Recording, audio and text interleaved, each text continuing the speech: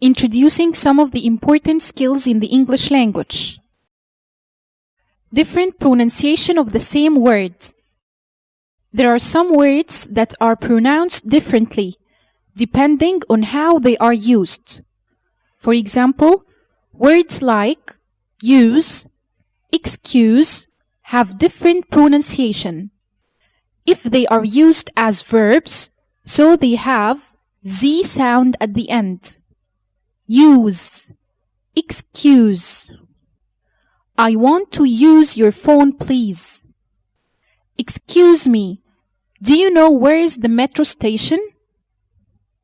But if they are used as noun, they have S sound at the end.